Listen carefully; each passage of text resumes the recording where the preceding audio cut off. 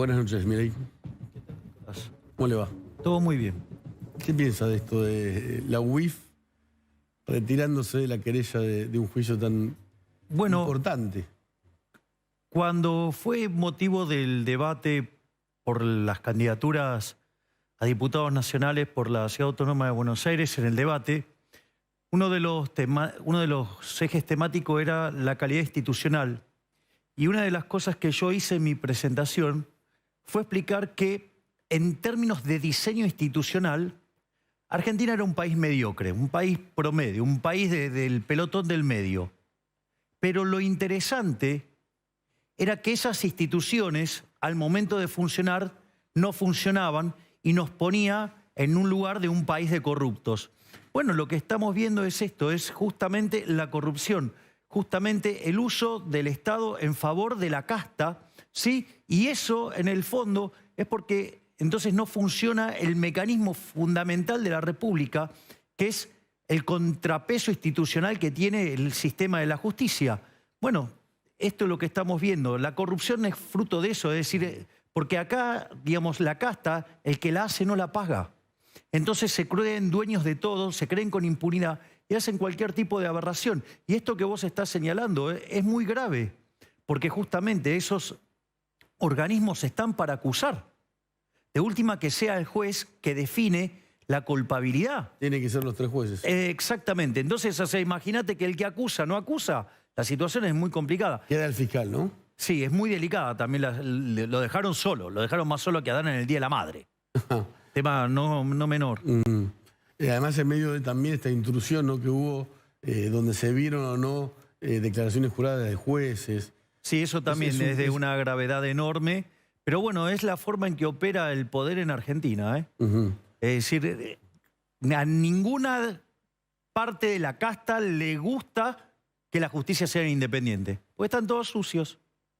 Es decir, todos no. Digamos, la casta, la parte sucia de la política está muy sucia y son los que terminan trabajando sobre los resortes del poder y tratan de estar condicionando permanentemente al Poder Judicial para que justamente no pueda impartir justicia. En el fondo lo que hace es que se te quiebre la República. Porque en el fondo, yo sé que es reiterativo, pero ¿de dónde sale la República, la construcción de la República, no?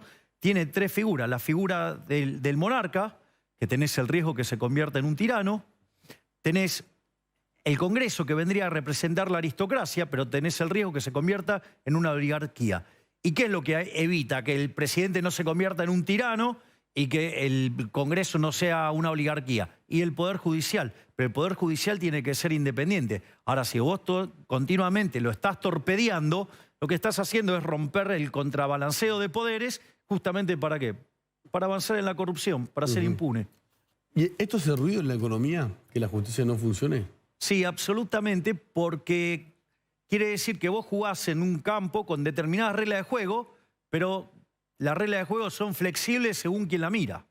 Entonces, eso, por ejemplo, una de las cosas que...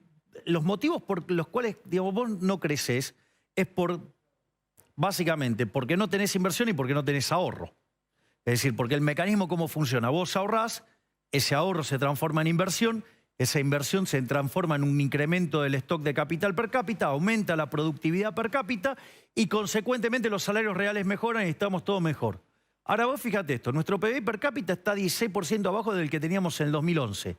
Está en niveles parecidos al del año 73 y nuestra productividad a los niveles del año 50. ¿Pero por qué es eso? ¿Por qué no invertís? ¿Por qué no invertís? Porque no se respeta el derecho de propiedad. Es decir, esta destrucción sobre la justicia no es gratis, porque vos estás rompiendo el derecho de propiedad. Y cuando vos rompés el derecho de propiedad, por ejemplo, no funciona el sistema de precios. Si no funciona el sistema de precios, la gente anda tomando decisiones a la deriva. Consecuentemente, ¿qué es lo que te pasa? Te arruinás y por eso, de haber arrancado el siglo XX siendo el país más rico del mundo, como por culpa de esta casta ladrona, parasitaria e inútil, hoy tenemos 50% de pobres y parece que vamos por más. Sí, ¿no? Se va a conocer el índice de inflación. ¿Qué está pasando con la economía de la Argentina? ¿Vamos a una hiperinflación? ¿No vamos ya? Lo que está pasando estalló, porque muchos preguntan, ¿cuándo va a estallar? Bueno, primero, fíjate, Nicolás, que ya estalló en algún sentido. Porque vos sos muy joven, pero en el año 2002, ¿sabés cuánto cayó en la crisis del 2002, que fue fuertísima? Sí, sí. Ya era periodista en el 2002. Pero ¿sabés cuánto cayó el PBI en ese momento? 10,9%. Vos fijate que respecto al 2011 nosotros estamos 16% abajo en términos per cápita. Es decir, está claro que es un escándalo esto. Esto es un escándalo brutal. Entonces, eso después del corralito y de todo lo que pasó en el crack del 2001. Claro, si vos querés esa caída, tuvo 10,9%. Lo corregís por cápita, te da casi 12. ¡Listo! Estamos 16 abajo. O sea, esto es un desastre. Lo que pasa es que es como una suerte de crisis en cámara lenta. Primer punto. Entonces, en términos de actividad, estamos muy mal. Y eso se refleja en salarios reales muy bajos, en muchos pobres, en muchos indigentes. Ahora vamos en materia de inflación, porque esta es la pregunta que vos me hiciste y esta es la que creo que puedo dar en términos de crecimiento y en términos de inflación las mejores respuestas que hay en el manual. Fíjate esto. Durante el primer periodo del régimen K, la inflación promedio fue 8%, casi 10%. En el segundo periodo del régimen K, ¿sí?, el primer gobierno de Cristina, 22%. Había INDEC intervenido, ¿no? Sí, pero digo, esta es la real, digo, la de verdad. El tercer periodo del régimen K, casi 30%, porque fue 28%. O sea, Macri, 41%, o sea, 40%. Fíjate que son como asaltos de a 10. Fíjate esta situación. Hoy, con el último dato observado, la inflación de los últimos 12 meses es 60%. Cuando vos tomás lo que ocurrió en los primeros 5 meses y lo analizás, venís al 85%. Cuando vos tomás los datos punta, venís al orden del 100%. Si tomás alimentos, venís en torno al 120 y el 130. Y si corregís por brecha, estás en orden del 350%. ¿Cómo es corregir por brecha? Bueno, porque vos tenés un tipo de cambio oficial y vos tenés un tipo de cambio paralelo. Esa brecha hoy, por ejemplo, es del 135%. Hoy, parado hoy. Entonces, ¿qué quiere decir? Como todos los precios de los alimentos están vinculados a la parte transable de la economía, lo que se exporta y lo que se importa, ¿qué es lo que pasa? Cuando vos corrijas la brecha, el precio de los alimentos va a volar. ¿Y eso qué te va a generar? Te va a generar una explosión de indigentes y una explosión de pobres. ¿Qué quiere decir esto? Que esto está muy, muy complicado. Punto 1, para ver cómo viene acelerando la inflación y la inflación reprimida que tenés ahí. Ahora, ¿a qué periodo de la historia se parece esto? En realidad, en términos de desequilibrio fiscal, monetario, externo, de actividad, de empleo, se parece mucho al Rodrigazo, a la previa al Rodrigazo. De hecho, en términos monetarios, el desequilibrio es el doble hoy, el doble. En el Rodrigazo era 5-1, hoy es... Bataki justo dijo que un ministro de Economía ejemplar, bueno, por eso era Belgerber, ¿no? Sí, exactamente. Y hoy ese desequilibrio es Celestino Rodríguez. Claro, es 11-1. Bueno, pero el responsable del Rodrigazo, Celestino Rodríguez, es una víctima. El culpable de esa atrocidad fue José Belgelbar, que aplicaba un mecanismo de control de precios absolutamente represivo, era sanguinario, estaba toda la economía regulada, reprimida, hacían déficit fiscal, lo financiaban con emisión monetaria y controlaban las cuentas externas. Y un día, ¿qué pasó? Se quedaron sin reservas. Huyó como una rata. Acaba de casi describir el mismo sistema económico de la actualidad. Bien, exacto. Por eso digo que es un equivalente. ¿Y qué es lo que pasó? Vino Celestino Rodrigo, abrió la olla y, bueno, voló todo por los aires. ¿Por qué es importante esto? Porque vos tenés que hoy... A ver, la inflación en ese momento del 30 saltó al 180%, es decir, se multiplicó por 6, al margen de que después, durante la dictadura, trepó al 400. Pero en el gobierno de María Estela Martínez de Perón, digo, la inflación pasó de 30 a 180. Y el número de pobres, este es el dato importante, 5 a 25. Registremos bien este dato. Porque ¿cuál es el problema hoy, Nico? Que estamos partiendo de 85% de inflación. Si se multiplica por 6 te da 510%.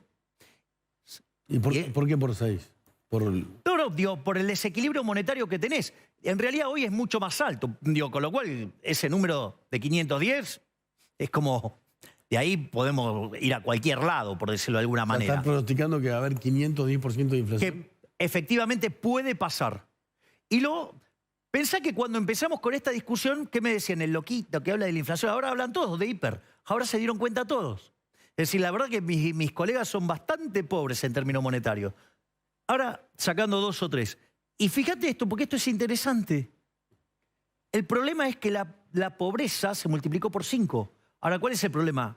Que hoy tenemos 50% de pobres. Vos no podés multiplicar por 5. ¿Cómo crees que si no podés multiplicar por 5, cómo se termina arreglando? Con un caos social.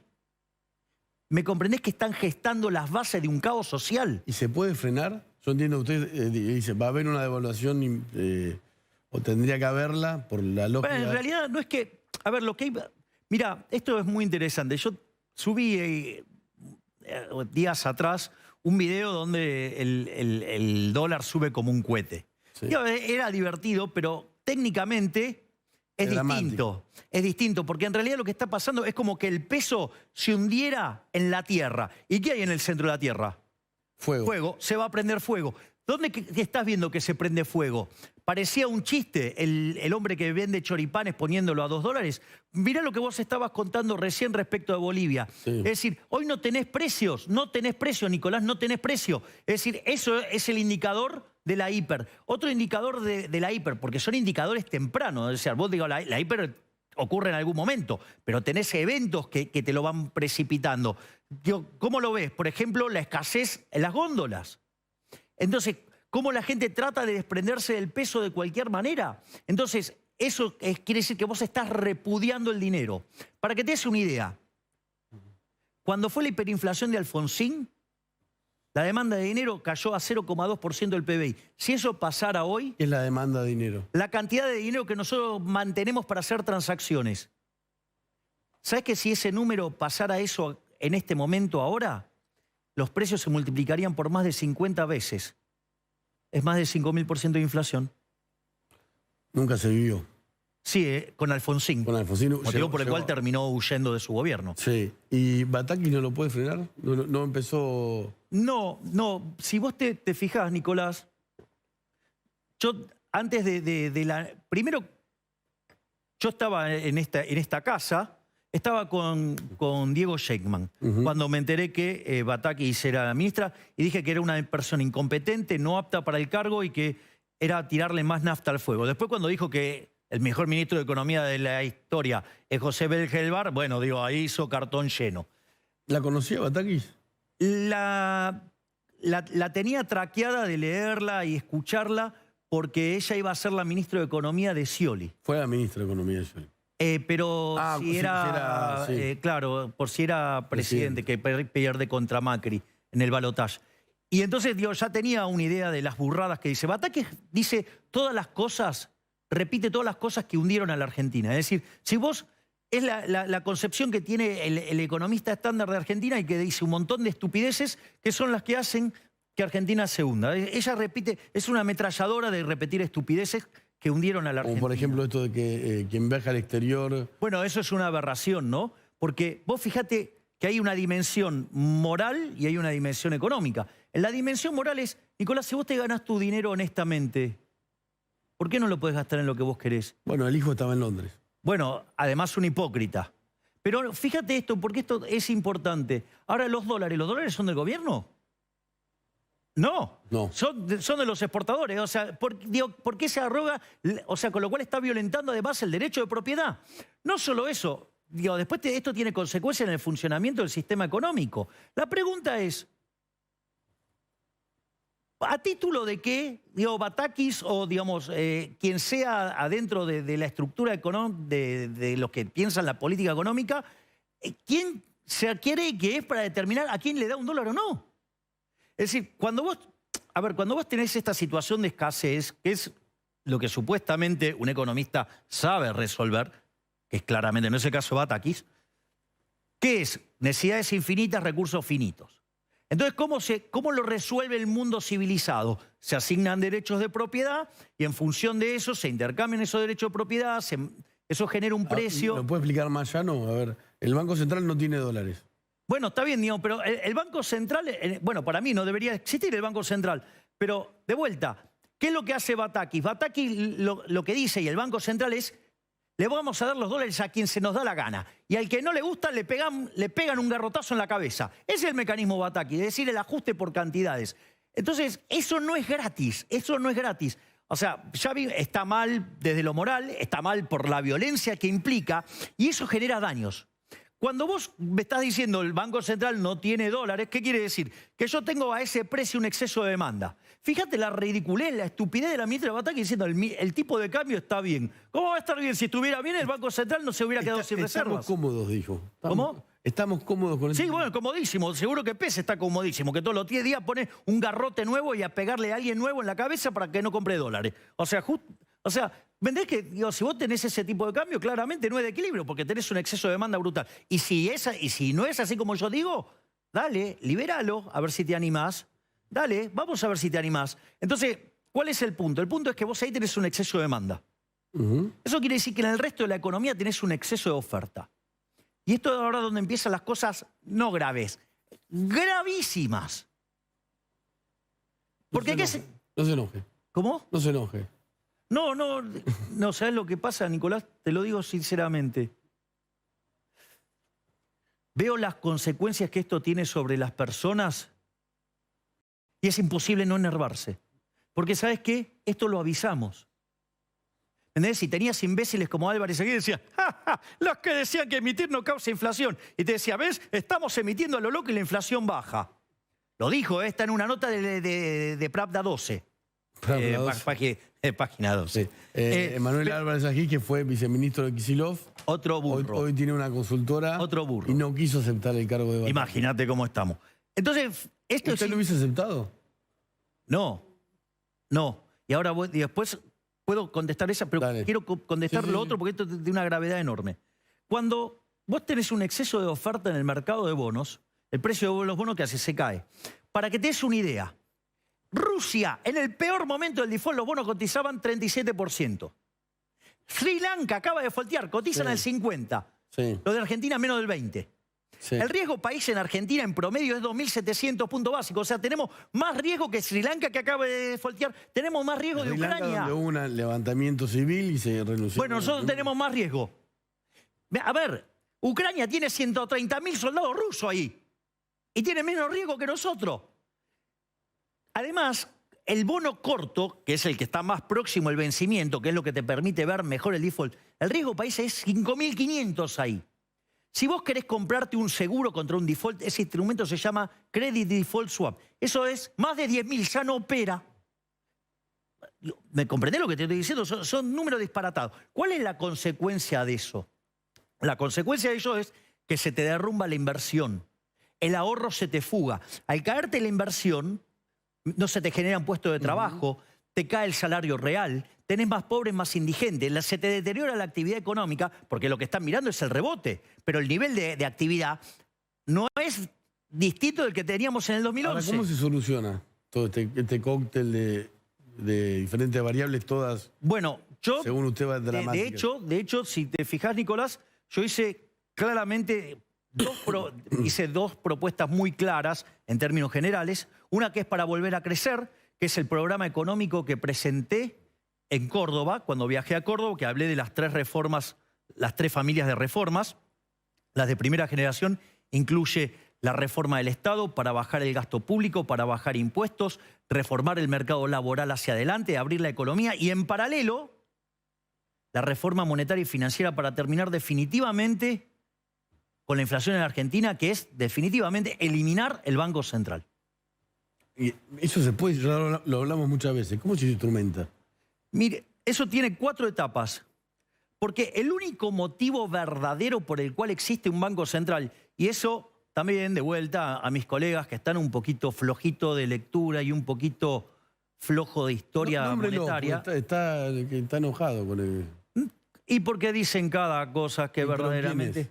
Mire, porque, a ver, hay tontuelos que decían, no se puede dolarizar porque el Banco Central está quebrado, y al mismo tiempo decían que no había riesgo de hiperinflación. Bueno, eso es una estupidez, es una contradicción en los términos. Le voy a explicar por qué. El último día de tu vida, ¿vos te llevarías pesos al traje madera? Sí, total. No te llevas porque, digo, ¿qué compran del otro lado? Nada, no compran nada. Sí. O sea, no te llevas nada. O sea, el último día de tu vida, la cantidad de dinero que te llevas es, menos gasto, no sé. Es cero, no te llevas nada. De hecho, eso es, en términos técnicos es que los saldos reales sean cero, es decir, la cantidad de dinero dividido el nivel de precios sea cero. Ahora, la cantidad de dinero es un pasivo para el Banco Central. Si el Banco Central no lo puede rescatar porque está quebrado, como dicen algunos, ¿cuál es el problema? Que la cantidad de dinero es un número, es un dato. O sea, porque no lo puedes rescatar porque estás quebrado. Entonces, si vos estás quebrado y no lo puedes rescatar, ¿cómo haces que la cantidad de dinero dividido el nivel de precios tiende a cero? Los precios tienen que tener infinito. Gol, anda a buscarla al ángulo. Todo lo que dijeron que no había chance de inflación diciendo que el Banco Central estaba quebrado, la tienen que ir a buscar adentro, saquen de la mitad. Está como revanchista. No, no estoy revanchista, no, digo, me estoy divirtiendo. Me estoy divirtiendo. Pero porque... hay un drama social, ¿no? En el medio. No, digo, me estoy divirtiendo con las payasadas que hacen mis colegas. Porque digo, o sea, antes yo era el loquito que decía que había riesgo de hiper. Ahora todos ven riesgo de hiper, ahora la ven ahora, qué piola. Es como, ¿me entendés? O sea, está la pelota pasando la línea de gol y decir, ¡ah, viene el gol! Ah, y el tipo que te dijo que se venía el gol, digamos, o sea, le dijiste de todo. Porque ¿sabes cuál es el problema con esto, Nicolás? Que la política monetaria tiene rezagos. Los rezagos de la política monetaria oscilan entre 18 meses, 24 meses. Entonces, ¿qué pasa? Cuando vos estás acostumbrado a mirar esto, lo ves venir y entonces lo anticipás. Claro, a veces lo anticipás tanto que entonces aparece la burla y esa cosa. Entonces ahora, bueno, ahora... ¿Te ha ido esto por también todo el lío que hay dentro de su movimiento? No, en mi movimiento no hay ningún tipo de problema. Bueno, no parecería ser, ¿no? Bueno, después, a ver, Dios, que después, o sea, haya productores de humo para inventar cosas, tienen internas mucho más complicadas para mostrar, si quieren, que muestren la de Juntos por el Cambio, que muestren la de Frente de Todo, que son bastante más sanguinarias, o sea, que son problemas de verdad y no problemas inventados desde medios de comunicación. Ajá. Usted dice que son fake news, ¿no? Las internas. Y sí, digo, ¿qué internas? Digamos, o sea, ¿cuál es la otra agrupación? No hay nada. Sí, es cierto, ¿no? El mileísmo no es mucha gente. Lo digo con respeto. Bueno, como a usted le parezca. No, digo, el equipo, ¿no? O la dirigencia. Nosotros tenemos distintos equipos. De hecho, tenemos 4 ministerios funcionando, digo, tenemos grupos de trabajo. Lo que pasa es que, imagínense, digo, con todas las cosas que me hacen a mí, con las mentiras que inventan, con las barbaridades que dicen sobre mi persona, la verdad que hay que cuidarlas a las personas para que puedan trabajar tranquilos. Y entonces, o sea, si quieren venir, que vengan. Usted es arquero. ¿O fue arquero? Y bueno, yo era arquero, así que se imaginará que este tipo de cosas yo... Hoy habló en Clarín por primera vez su hermana, ¿no? Sí, dio una nota a Clarín. ¿Le brillaron los ojos cuando...? Sí, porque mi hermana es un ser humano verdaderamente excepcional. La verdad que la campaña de difamación y de ensuciar a mi hermana me parece que ha sido una de las cosas más sucias que ha hecho cierta parte del periodismo. O sea, de hecho dio una nota para el Grupo Clarín, así es que, digamos, o sea, y la verdad que me pareció una nota muy, muy interesante.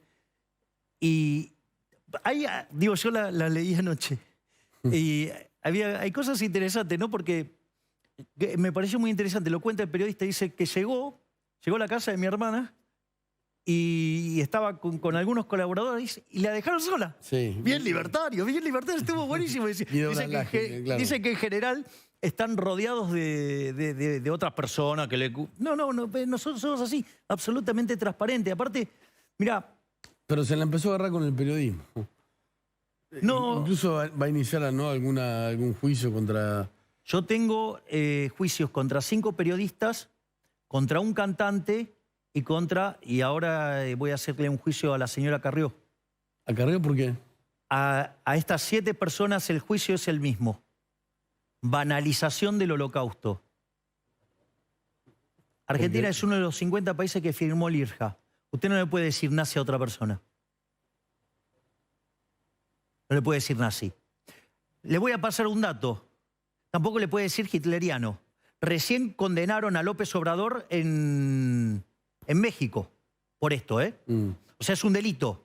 Usted no le puede decir a otra persona ni nazi, ni hitleriano, ni cosas por el estilo.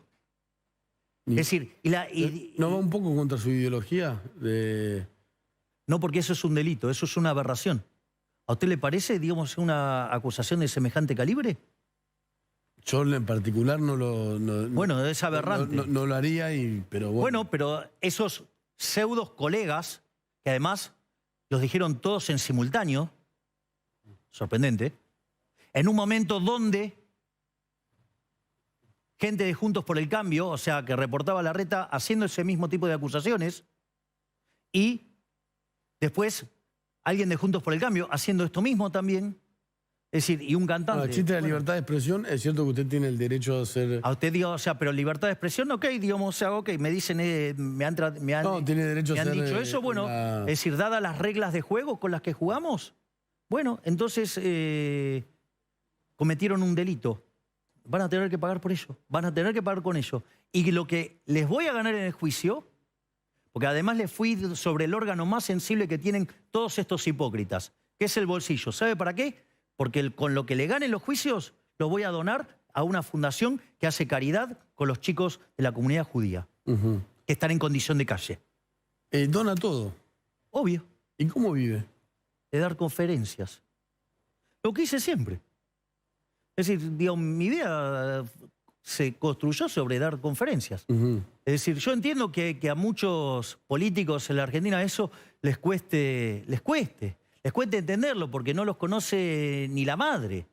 Pero yo voy y doy conferencias a nivel internacional. O sea, lamento que les duela ese spread, pero... Algunos les cuestionan que faltó a la mitad de la sesión y nunca presentó... Eso es falso. ¿Nunca presentó un proyecto de ley? A ver, vamos por partes. Primer punto, es falso que yo haya faltado a la mitad de las sesiones. Veamos cuántas veces sesionó el Congreso y cuántas veces falté. Falté una sola vez, que estaba en Colombia dando conferencias. Pero no solo eso. Además, fue en una sesión amañada entre el oficialismo y la pseudo-oposición, donde, fíjense cómo salieron todos los votos. O sea, digo, no estaba en riesgo el voto. Ahora, las que sí eran importantes, la del presupuesto, la del acuerdo con el fondo, la que tuvo que ver, por ejemplo, con el tema de boleta única, en esas estuve en todas y voté siempre. Porque además otra mentira que generaron, te das cuenta, ni siquiera les queda grande el rótulo de periodista. Ensucian a los que trabajan bien. ¿Por qué? Porque, por ejemplo, el tema de las comisiones. Que no integra comisiones. Igual no... No, esto es importante. Pero hubo un acuerdo... No, pero a ver, Nicolás, cuando por favor. dice el periodismo, Nicolás, me hace acordar a Cristina. No. Dice el Yo estoy hablando los que se encargan de difundir estas noticias falsas. Yo lo único que estoy haciendo es dejarlo en claro, estoy mostrando las mentiras. Solamente estoy haciendo eso. Entonces, ¿cuál es el punto? El punto es el siguiente. Yo no integro ninguna comisión. Es cierto, no integro ninguna comisión. ¿Sabe por qué? Porque el oficialismo, es decir, Máximo Kirchner en ese momento, con la pseudo-oposición, el señor Ritondo a la cabeza, se pusieron de acuerdo. ¿Para qué? Para que se repartieran las comisiones de acuerdo del sistema DOM. ¿Sabe para qué servía eso? Para dejar a todas las expresiones minoritarias sin representación. Es decir, que no es que yo no integro ninguna comisión. ¿En cuál le gustaría estar? A mí me hubiera gustado estar en presupuesto, me hubiera gustado estar en Hacienda, pero sin embargo, o sea, ahí, digamos, imagínese en finanzas, digo, lo molesto que puedo ser. ¿Se da cuenta? Entonces... Ahora sí firmó un proyecto de ley con la oposición para eliminar el impuesto a las ganancias. Yo no firmé nada con la oposición. No, con la oposición sí. No, lo que pasa es que son tan parecidos que a veces se me mezclan, porque, digamos, son tan parecidos. A ver, yo por ejemplo... No tendría nada de malo, ¿no? Si le está de acuerdo con un proyecto de ley. En general, digamos, las cosas que hace el oficialismo me parecen de por honorable. Pero una de las cosas que, por ejemplo, yo acompañé, por ejemplo, reducción del IVA. Acompañé la eliminación de dos artículos del Código Aduanero de modo tal que no pueda cobrar más retenciones el Poder Ejecutivo de la forma que la hace. Y para que eso, digamos, sea facultad del Congreso. Como dice la Constitución. Bueno, obviamente, los proyectos que envió Victoria Villarruel, los acompañé todos. O sea, yo digo, tengo una dinámica de más o menos de buscar bloquear que nos avancen y que, o sea, las discusiones que son muy cabeza a cabeza, ahí digo, los votos se vuelven fundamentales. Y ahí siempre estoy del lado correcto. Entonces, digo, o sea... Pero le da como algo, como se pone a la defensiva, ¿sí? No, Digo, no me pongo a la defensiva, sí, Nicolás. No, como que no quiere formar parte de un grupo de opositores. No, es que con la casta no quiero saber nada. Y hay algunos que me parecen de casta bien de lo peor y otros que hacen un trabajo razonable. Entonces, a los que hacen un trabajo razonable los acompaño. Pero firmó el proyecto de ley para eliminar el impuesto. Ahí, por ejemplo, yo estoy acompañando ahora en uno a Martín Tetaz, en uno que tiene que ver con bienes personales. Eso, o sea, eliminar bienes y personales. obviamente, y ahí de vuelta aporto, digo, todas las cosas que sean en favor de la gente y en favor de la libertad, yo acompaño todo. Pero después te pasan algunas cosas que, por ejemplo, estábamos con la primera de las leyes el otro día. Entonces nosotros la rechazamos porque justamente va contra los principios del liberalismo. Digo, Juntos por el Cambio acompañó, ¿eh? Pero había un artículo que estaba en discusión. Entonces, nada, viene gente de la bancada de Juntos por el Cambio y me dice, bueno, vamos a mirar esto. Y después cuando llega el momento de la votación, estábamos artículo por artículo, me encuentro con que habían cambiado la forma de ver este problema. Son raros. Es el Parlamento, ¿no? Bueno, entonces, digamos, o sea, bueno, entonces hay que enseñarle a algunos brutos que también, digamos, o sea, hay decisiones estratégicas que vos podés dar quórum, en algunos proyectos podés querer no estar, en otros podés querer estar, porque básicamente hay una decisión estratégica. Pero parece que no lo entienden como es el juego del Parlamento y de la democracia. Algunos tienen muchos años, ¿no? ¿Cómo? Algunos tienen muchos años, ¿no? Sí, obvio, por eso, pero hay cosas, hasta vos podés manejar estratégicamente cómo das el quórum. Sí, claro. Hay contextos donde, para que no pasen determinadas leyes, digo, quizás lo que vos tenés que lograr es bloquear el quórum. Y entonces, digamos, se bloquea el quórum. Ahí yo voy a disentir. Hay gente que sabe hacer eso en el Congreso. Obvio que, digo, sí, pero está perfecto, es parte... O sea, recordad que yo soy bilardista. Se juega con el reglamento. Todo... Bilardo eso es parte de la difamación que le hicieron los menotistas. Está bien, sí. Hay leyendas urbanas, algunos lo confirmaron algunos jugadores, está bien, no importa. ¿Y entonces, y por qué entonces no lo sancionaron? Bueno, en aquel momento no vamos a discutir de Bilardo y de Menotti. No, claro, no hay nada para discutir. Bilardo fue el mejor. Está bien, sí. Bueno, sigamos.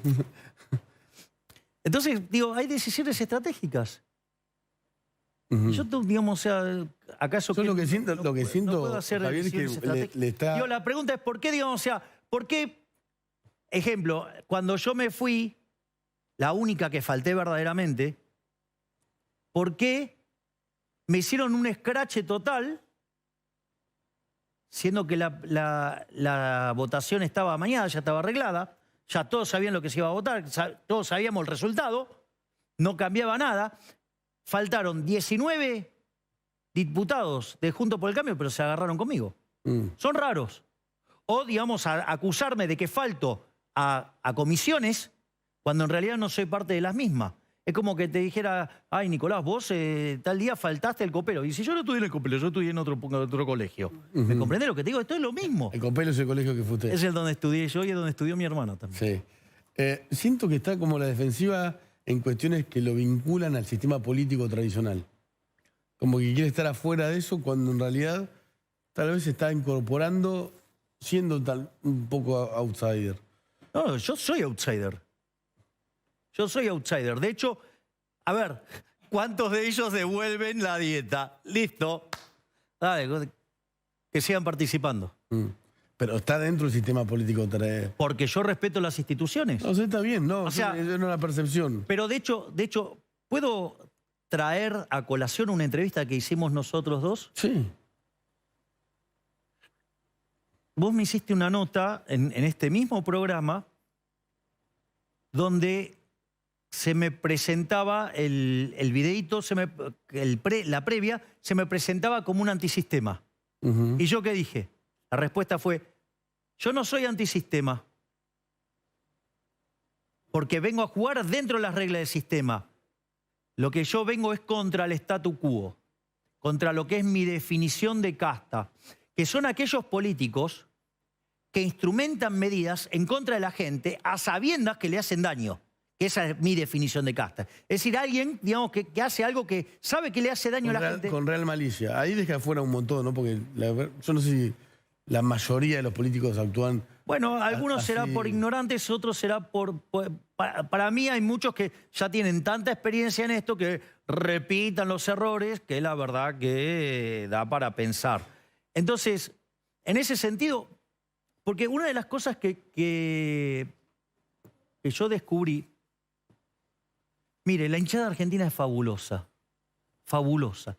Siempre me pasa lo mismo en las notas, como por momentos te trato usted, por momentos te tuteo. Perdón, No, pero ¿por qué lo dice? No, porque a veces te trato de usted y a veces te tuteo. Bueno, unifiquémoslo. ¿Lo tuteamos? Nos tuteamos, por favor. Okay. Entonces, fíjate esto, Nicolás. Esto es muy interesante. Vos tenés la hinchada argentina. La hinchada argentina debe ser probablemente la más maravillosa de todas, ¿no? En términos de colores, de cantos, o sea, de cánticos. Es una cosa espectacular.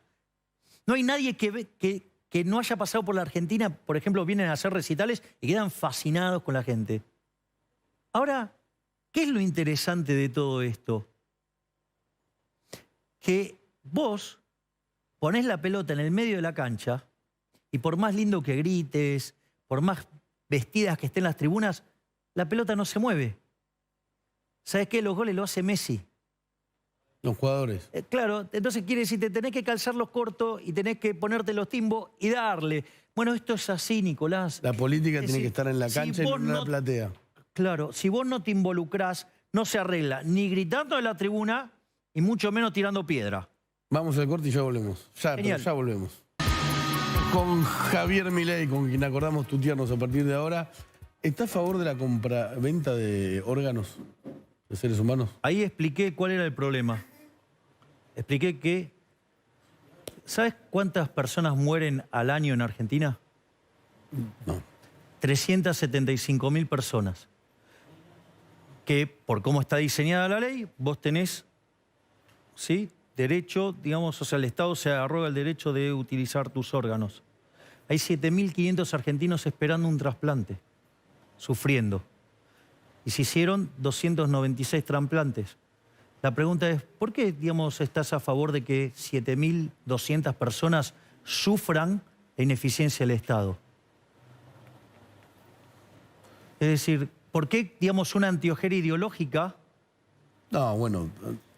pero vos te das cuenta que hay... Si hay gente que por desesperación... Nicolás, hay 7.500 personas con un problema y tenés 375.000 cuerpos que podrían resolver ese problema. Y porque entonces usan una antiojera ideológica, están condenando al dolor a 7.300 familias, a 7.300 personas. La compraventa podría ser gente desesperada que venda sus órganos y después termina. Y si fuera por eso, digamos, también podría pasar hoy por eso. Así pero ¿cuál es? El problema es...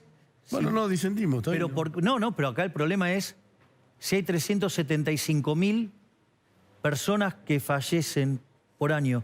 Mirá si podrías cubrir el problema de las 7.500 personas. O sea, es una cuestión de la ciencia y no sé si... No, es un problema de la ineficiencia del Estado. Es decir, todo lo que toca al Estado lo arruina. Bueno, la compra y venta de órganos sin el Estado no sé cómo sería. Pero discúlpame, el punto es... Vos te das cuenta que hay 7.300 personas que por esta forma obtusa de mirar los problemas que tienen ciertas personas están arruinándole la vida a 7.300 personas y las pueden estar condenando a la muerte directamente porque quieren el Estado presente. Está bien, quería saber su posición. Yo en eso disiento. ¿Y respecto a la venta de chicos o la venta de los...? Me manifesté enfáticamente que no. O sea, ahora, después... Hicieron cualquier cosa, deformaron las definiciones, pero bueno, es parte de este juego. Parece que mentir sobre lo que uno declara, parece que es la regla, en algunos casos. ¿Legalización de las drogas? A ver, la respuesta es no, porque tenés estado de bienestar. Si no tuvieras estado de bienestar, la situación sería distinta. Pero como tenés estado de bienestar, como se dedica a la salud, si alguien se droga, yo no tengo por qué estar pagando la cuenta. Ahora, como me la exigís pagar porque hay estado de bienestar, entonces no las podés legalizar. Ajá. Es un punto de vista también polémico, pero... ¿Cómo? Digo, o sea, te estoy diciendo que no. Sí, sí, sí. Y respecto a la cuestión de la salud con los otros países, como pasa con Bolivia... Bueno, de hecho, justamente una de las personas, digamos, Nahuel Sotelo, digamos, trabaja con nosotros, o sea, la persona que envió el proyecto. Porque, ¿qué es lo que sucede? Mira, ¿cuál es el problema? El problema es si vos tenés estado de bienestar o no. Cuando vos tenés estado de bienestar, quiere decir que lo que haga un individuo, la cuenta la paga otro. Entonces, ahí es donde aparecen los problemas y donde vos tenés que... Si vos querés tener estado de bienestar, querés que se ocupe la salud, bueno, tenés que poner restricciones. ¿Por qué? Porque los recursos no son infinitos. Entonces, vos fíjate esto, primer punto. Segundo punto, a favor del proyecto de Nahuel Sotelo. Segundo punto, ¿qué es lo que pasó en Inglaterra? El Brexit. ¿El Brexit qué era? Los ingleses pagando el estado de bienestar y gente entrándole a disfrutar el estado de bienestar. Segundo punto para Nahuel Sotelo. Tercer punto a favor de Nahuel Sotelo. Hay directamente tours sanitarios. Gente que viene de otros países, se opera y se va. Es decir, entonces, digo... Tenemos que ir Bueno, tenés un problema de que vos estás pagando todas las cuentas y los beneficios del supuesto estado de bienestar se los lleva a otro. Bueno, no. ¿Por sí o por no? Sí, por sí o por no, pues no tenemos más tiempo. ¿Va a ser presidente? Sí. Gracias, Javier Milei. Gracias, Nicolás.